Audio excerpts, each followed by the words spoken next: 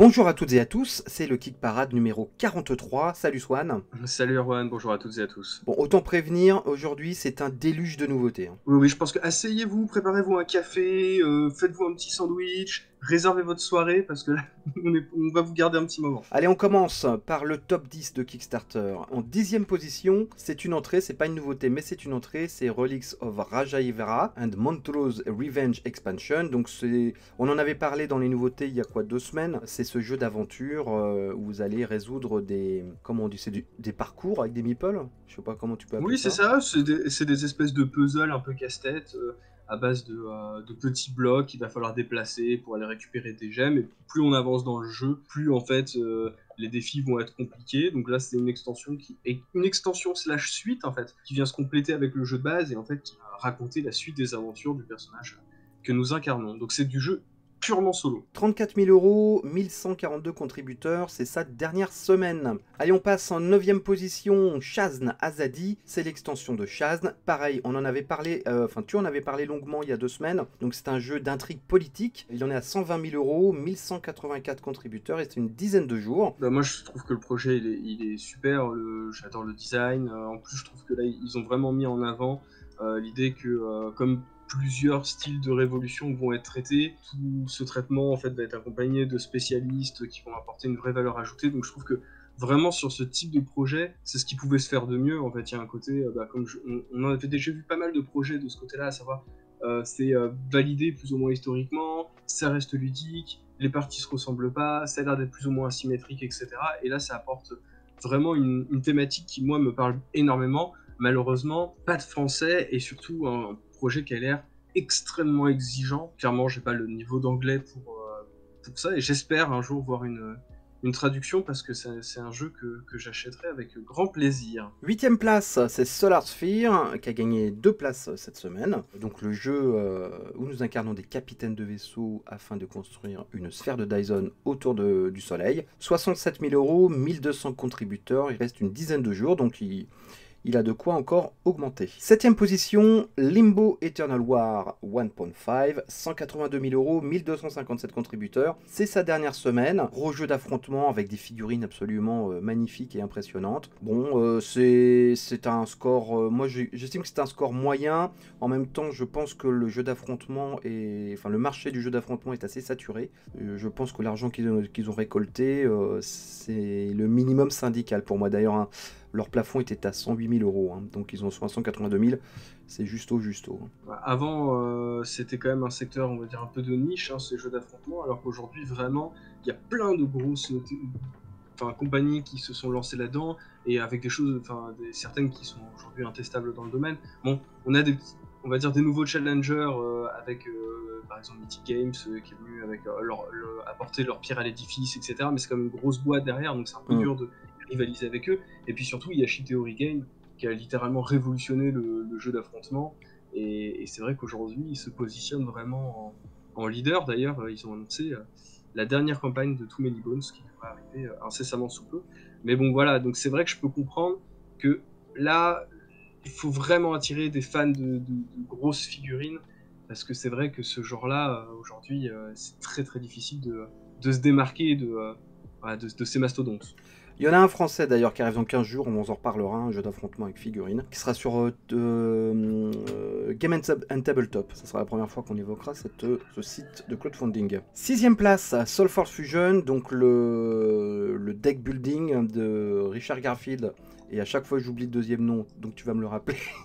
Alors, il s'agit de Richard Garfield et de Justin Gary. Ouais, Justin Gary, je sais pas pourquoi, j'arrive jamais à retenir son nom. Il en est à 168 000 euros, 1537 contributeurs, c'est la dernière semaine pour ce jeu donc de deck building où on va mélanger des moitiés de deck building, de deck, pardon. Voilà, ça semble assez intéressant au niveau de la mécanique. Le jeu ne sera pas disponible hors des États-Unis et je pense que c'est ça qui l'a handicapé. Il a quand même gagné une place par rapport à la semaine dernière. Pareil, je trouve que par rapport à un jeu de cartes avec un prix d'entrée qui est finalement pas très excessif, ben moi aussi je trouve que ça en est un peu sur un résultat un peu moyen. Surtout qu'en ce moment on voit qu'il y a une véritable politique des auteurs qui se développe dans l'univers du jeu de plateau, et des fois juste un nom sert à vendre. Vous le voyez notamment quand on parlait de certains projets de jeux de rôle auparavant, et c'est vrai que là c'est assez décevant d'avoir autant de grands noms, un jeu pas si cher et finalement un résultat qui est loin d'être, d'atteindre ce qu'on pouvait attendre d'un tel projet. Cinquième position, c'est Hagemonia, donc le jeu narratif.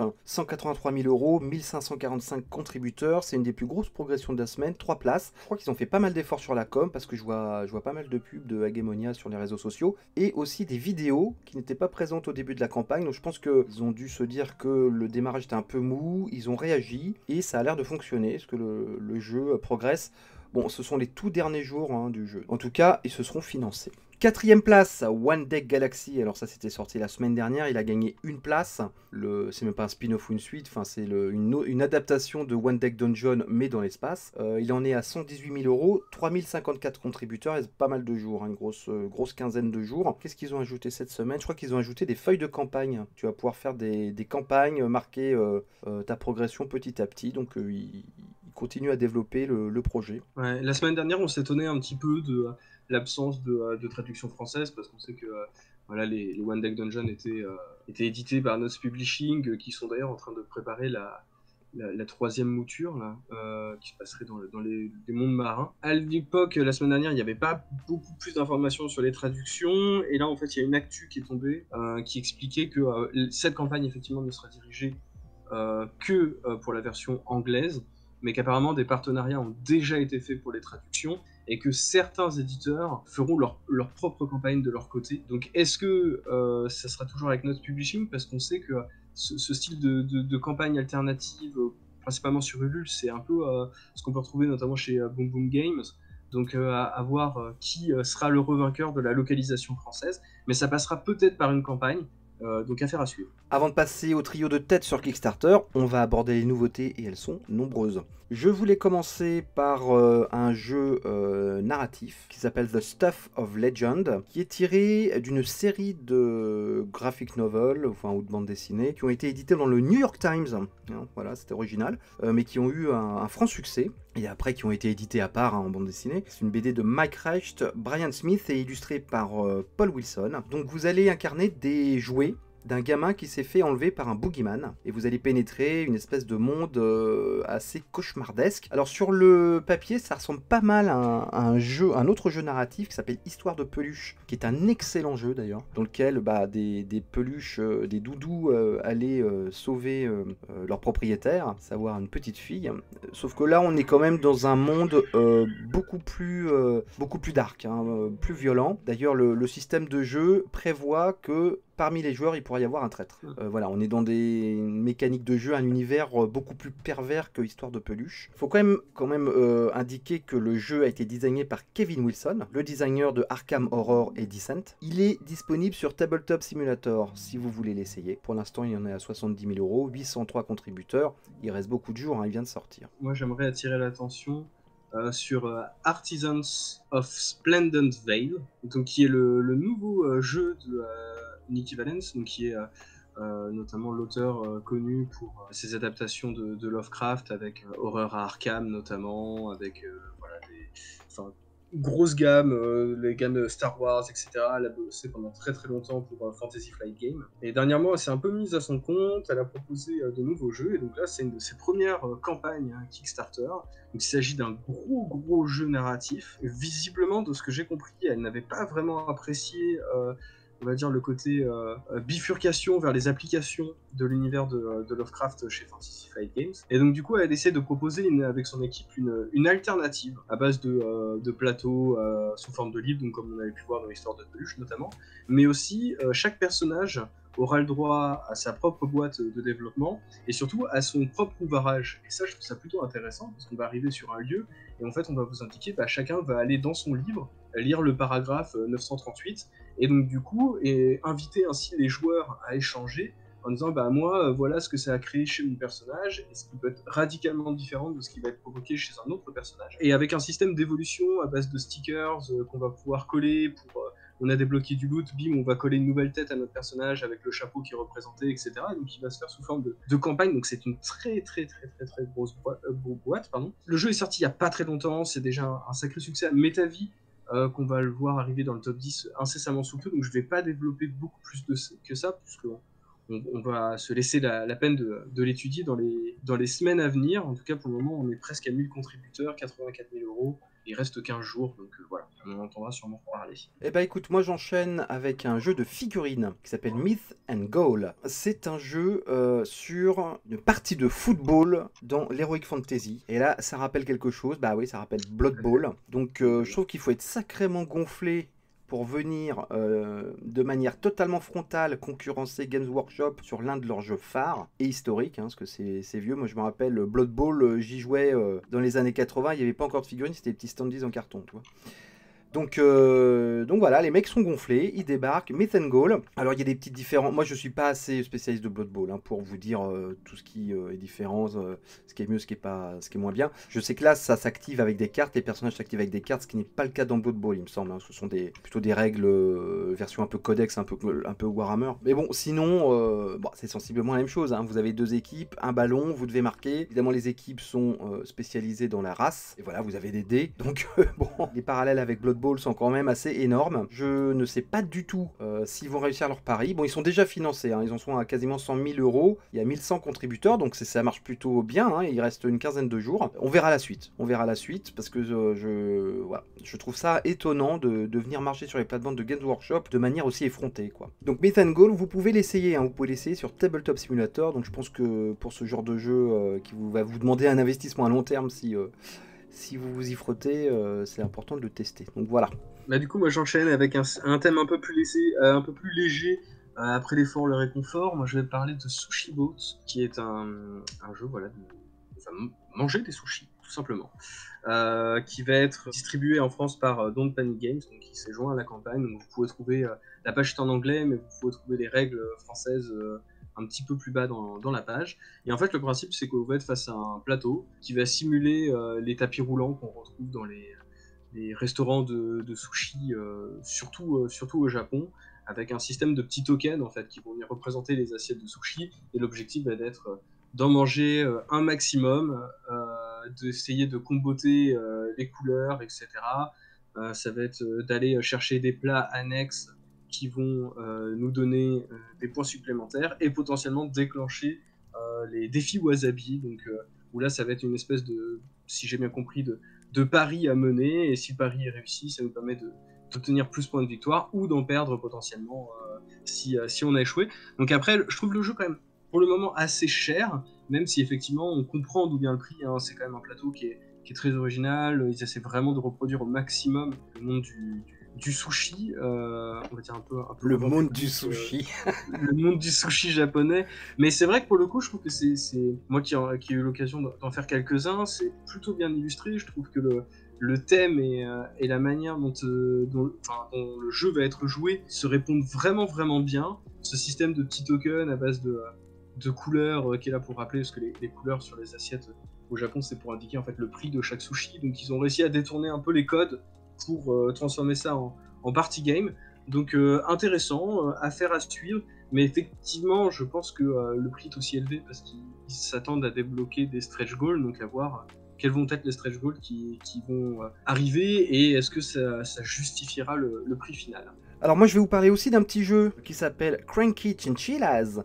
Donc vous l'aurez compris, vous incarnez des chinchillas dans un jeu de cartes plein de bluffs et de petits coups fourrés. Bon, très clairement, moi ce qui m'a fait craquer, c'est les illustrations des chinchillas que je trouve super rigolotes. Voilà, sinon le jeu en lui-même, bon, il est assez classique. Il est pas cher, je crois qu'il est genre à 17 euros, mais le shipping en lui-même, ça vous double le jeu. Hein. Donc voilà, c'est ça le problème avec les jeux pas chers, c'est que ça revient en fait plus cher, paradoxalement. Et voilà, en tout cas, Cranky Chinchillas, je trouvais ça assez rigolo visuellement. On va enchaîner avec un jeu de pirates, Quest and Canon, The Risen Islands. On l'avait choisi tous les deux, d'ailleurs, on l'a repéré tous les deux. Oui, c'est vrai, on l'avait repéré tous les deux. Donc vas-y, je t'en prie, je te laisse commencer.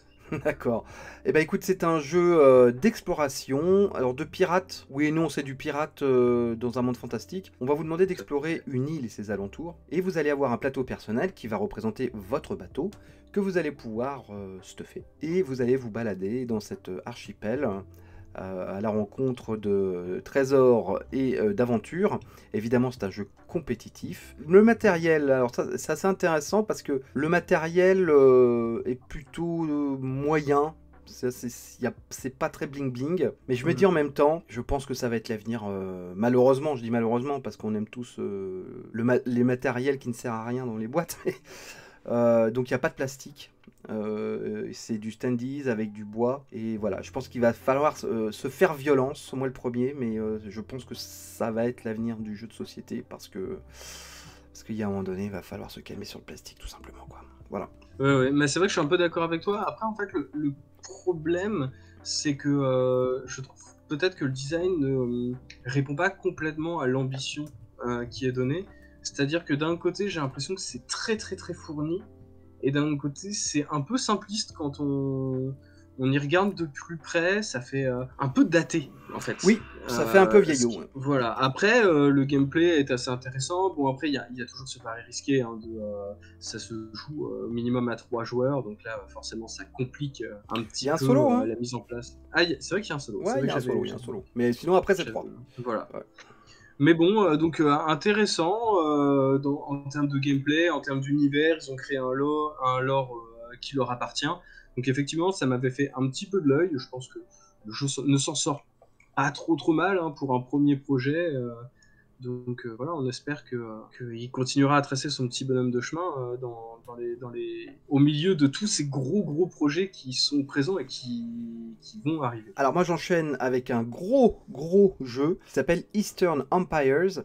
Alors c'est la suite de Western Empires qui n'était pas sorti sur Kickstarter, qui était directement sorti en retail. Donc c'est un jeu de civilisation pur et dur. Vous allez prendre une civilisation, vous allez essayer de l'accompagner au fil du temps, de développer les technologies, d'acquérir des territoires, de la richesse. Tout cela est très classique. Le jeu est assez imposant hein, parce que là en Eastern, donc qui est la suite, vous avez 2 plateaux à coller. Donc c'est tout ce qui est est de la Méditerranée. Et alors le truc assez démentiel, c'est que vous pouvez coller tous les plateaux ensemble, c'est-à-dire du premier jeu et du deuxième jeu, pour vous faire un méga jeu de société qui va durer toute l'après-midi, parce qu'il y a beaucoup de choses à faire, évidemment comme dans tous les jeux de civilisation, hein, c'est connu pour ça. Le matos c'est assez sobre, c'est un peu daté. Après, mais là pour le coup, c'est daté à l'allemande. C'est ça. Oui, c'est vrai que ça fait assez allemand. Après, dans un jeu de civilisation, c'est comme les wargames, on avait évoqué la semaine dernière un wargames qui était un peu moche, mais les jeux de civilisation, il y a tellement de choses, de composants que tu cherches avant tout l'efficacité et la clarté avant la beauté, quoi. En tout cas, le jeu est assez impressionnant déployé sur la table, quoi. Alors moi, je vais enchaîner avec la question d'un abonné, enfin en tout cas d'un viewer de la semaine dernière qui nous demandait de nous intéresser un petit peu au projet Arcosa. Donc voilà, je me suis un peu penché sur le sujet, il voulait avoir un peu notre avis. Donc pour moi, c'est vraiment un mélange entre Outlive et Fallout Shelter, à savoir qu'on va aller chercher sur différents spots, différents éléments à collecter, et ensuite, à partir de là, on va composer une espèce de bunker, en fait, basé sur des étages avec un système d'ascenseur, etc., exactement comme dans Fallout Shelter. Et puis bah voilà, ça va être à qui s'en sortira le mieux dans ce monde désolé. Moi je trouve quand même que le jeu, d'un côté il ne se contente malheureusement à mon sens que de fusionner deux jeux qui fonctionnent très bien indépendamment, et surtout je trouve qu'il est vraiment handicapé par une direction artistique. Alors je vois que souvent sur internet ils se défendent sur voilà, une direction artistique, elle peut ne plaire, ne pas plaire, etc. Et je suis complètement d'accord avec ça. Là, le problème, c'est que je trouve qu'elle fait pour le coup, très amateur. En fait, on a vraiment l'impression d'avoir affaire à un prototype plutôt qu'au jeu final. Ça manque de perspective, ça manque d'effets d'ombre. On a un peu l'impression que les personnages, ils ont été dessinés par quelqu'un dont ce n'est pas le métier. Et c'est vrai que je voyais souvent, mine de rien, la direction artistique, même si ça ne fait pas la qualité d'un jeu, c'est quand même la porte d'entrée pour s'intéresser à un projet. Et je trouve que là, pour le problème, c'est que beaucoup de gens vont s'arrêter à cette esthétique sans forcément creuser le gameplay. Et le gameplay, en plus, derrière, ne suit pas forcément en termes d'originalité. Donc pour l'instant, il y a 284 contributeurs, 12 000 euros collectés, donc ils n'ont pas du tout atteint leurs objectifs. Moi, je pense que c'est le genre de projet qui mériterait peut-être de s'arrêter, de reprendre son temps, de réfléchir, parce qu'il y a quand même des idées intéressantes. Ces fusions des deux gameplays pour en créer qu'un seul, ça peut valoir le coup. On a vu des jeux comme ça fusionner différentes idées pour aboutir à quelque chose de très accompli. Mais là, en tant que tel, il manque un peu d'identité propre, et la seule originalité qu'il propose, en fait, c'est le handicap du jeu. Donc voilà, je pense que ça serait intéressant pour les gens de réfléchir et de repenser leur page Kickstarter, parce qu'il y a quand même quelque chose d'intéressant derrière ce projet. Allez, on quitte un peu le crowdfunding ou pas, mais en tout cas, on vous donne quelques news de jeux qui ne sont pas encore, voilà, qui ne sont pas encore sur des pages. Free League, l'éditeur suédois de jeux de rôle, Alien, One Ring, donc un des plus gros éditeurs de jeux de rôle, en tout cas un des plus intéressants, vient d'annoncer, pas plus tard qu'hier, qu'ils allaient lancer le jeu de rôle de Blade Runner en 2022. Et alors ça, bon, je tenais absolument à le dire, parce que moi, personnellement, Blade Runner, ça fait partie de mes 10 films de chevet. Et un jeu de rôle, bah, j'en ai fantasmé pendant des décennies, hein, d'un jeu de rôle de Blade Runner. Voilà, alors maintenant, le truc, c'est qu'il y a eu, depuis la réédition de Cyberpunk Red, enfin en tout cas de Cyberpunk, qui est sensiblement dans le même univers Cyberpunk, évidemment, que Blade Runner. Après, Cyberpunk a un côté beaucoup plus, on va dire, sale gosse, action, trash, que Blade Runner, qui est plus quelque chose d'atmosphérique. Voilà, donc ça va être très intéressant de voir comment ils vont aborder l'univers de Blade Runner, ce qu'on va pouvoir y faire et comment ils vont se démarquer de Cyberpunk. Donc je suis très impatient Bah, de voir la ouais, suite. je pense que la meilleure carte à jouer de leur côté, c'est tout simplement de répondre beaucoup plus à l'univers de Philip K. Dick, plus qu'à l'univers de William Gibson, hein, parce que c'est vrai que du coup, Cyberpunk, on est clairement dans le romancien, on est à fond dans cette mentalité-là. K. Dick a un côté beaucoup plus, on va dire, métaphysique, quoi, C'est ça. presque religieux, donc il faudrait que... Enfin, pour moi, c'est la meilleure strat à faire, de partir sur quelque chose d'assez existentiel plutôt que de purement mécanique, quoi. Et puis Blade Runner, il y a aussi un côté très film noir, voilà, qu'il n'y a pas Ouais, forcément dans clairement. Cyberpunk. Donc bah écoute, on verra bien comment ça se goupille. Moi, j'aimerais parler d'un autre petit projet qui n'a pas lieu sur Kickstarter, mais qui a lieu sur Game on Tabletop. Donc, contrairement à ce qu'on vous indiquait en début d'émission, non, c'est faux. Le premier projet Game on Tabletop dont nous allons parler, c'est aujourd'hui. Il s'agit du calendrier de l'Avent de Architecture Art. Donc, c'est un éditeur qui avait créé du coup pas mal de jeux entre l'île dont vous êtes le héros, jeux de rôle, jeux de plateau, etc. Et là, en fait, il propose un calendrier de l'Avent, donc il certifie d'envoyer d'ici novembre, avec 24 cartes, et en fait ces cartes vont présenter des objets, du lore, du stuff qu'on peut utiliser dans un peu tous les univers de jeux de rôle, donc c'est pour plus aider le maître de jeu, mais en particulier celles et ceux donc, qui vont jouer aux différents projets de cet éditeur et de ses créateurs, sachant que cette page est aussi l'occasion pour celles et ceux qui auraient manqué les campagnes, notamment des Brumes ou de Adventure in Osterion, de rattraper ces projets manqués et de pouvoir se les faire livrer chez soi. Voilà. Je crois qu'il y avait une dernière petite news avant qu'on repasse au trio de tête de Kickstarter. Oui, rien à voir avec du financement en cours, etc. Mais juste une démarche que je tiens à saluer d'un petit jeu français qui s'appelait Which Star Are You On, qui avait été proposé il y a quelques temps en financement participatif, qui avait été un succès, qui avait vanté le côté éco-responsable, donc de tout essayer de faire local, de produire un jeu voilà, assez engagé. Bah, même politiquement, c'est un jeu qui est assez engagé. Et en fait, ils ont eu des problèmes d'édition de cartes avec des petits défauts, etc. Et ce qu'ils ont décidé de faire, plutôt que de tout jeter, et dans une démarche anti-gaspillage, et non pas écologique comme on a pu le dire à droite et à gauche, non, c'est vraiment une notion d'anti-gaspillage, à savoir de proposer des jeux avec 20% de réduction, sachant que voilà, il y a ces petits défauts qui sont listés sur les cartes, etc., mais qui permettent effectivement d'éviter de mettre tout ce matériel à la poubelle. Et je trouve que ce n'est pas une mauvaise idée. Allez, on repasse sur les 3 premiers jeux sur Kickstarter cette semaine. En 3ème place, c'est Dog Park. Dog Park, qui est un vrai carton. Il a gagné 3 places cette semaine. Il en est à 179 000 euros, 3 441 contributeurs, c'est sa dernière semaine. Alors là, on a débloqué un super stretch goal, mec. Ils vont remplacer les dés de 6 par des dés de 6 avec des papates de chien. Moi, je dis ça fait toute la différence. Moi, j'adore. C'est clair. Donc, on en avait longuement parlé la semaine dernière de Dog Park. Franchement, ça a l'air vraiment pas mal, quoi. Ça a l'air vraiment pas mal. C'est vrai qu'au-delà du thème qui peut prêter à sourire, on sent quand même le jeu qui est maîtrisé. Un peu comme, tu sais, la comparaison avec Wingspan la semaine dernière. Ouais. Et je trouve qu'effectivement, quand on y regarde de plus près, ça y ressemble Ça ressemble beaucoup dans les mécaniques, dans l'ambiance, dans ce qui en ressort, on va dire dans le feeling général autour du jeu.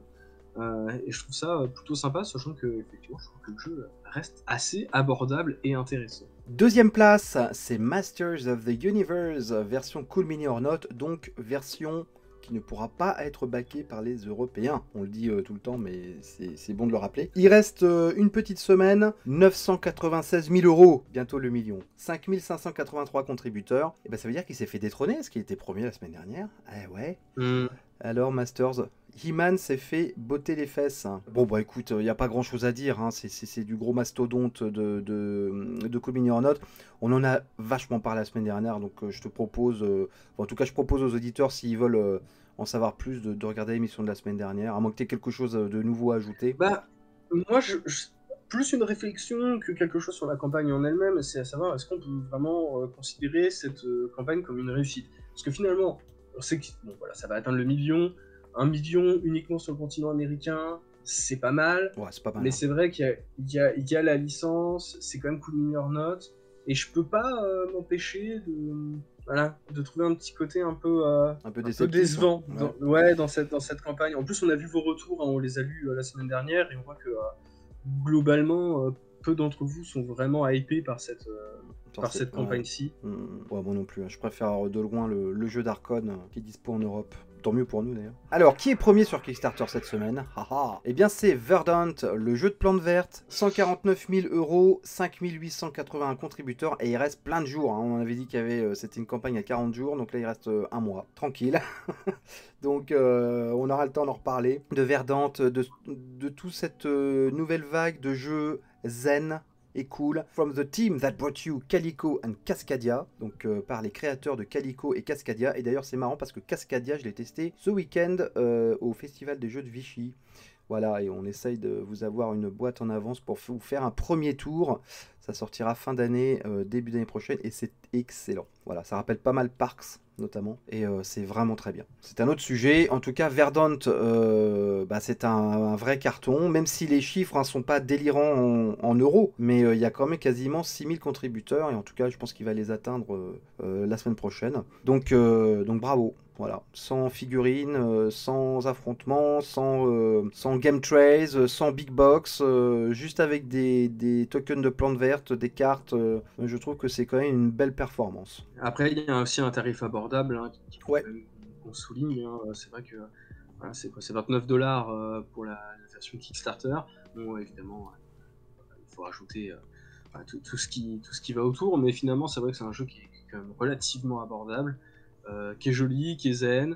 Après, est-ce que ça valait le coup de faire une... Bon, après, je peux comprendre, je pense pas qu'ils s'attendaient à un tel succès, mais là, je pense que finalement, cette campagne aussi longue va un peu les handicaper, notamment au niveau des stretch goals, etc.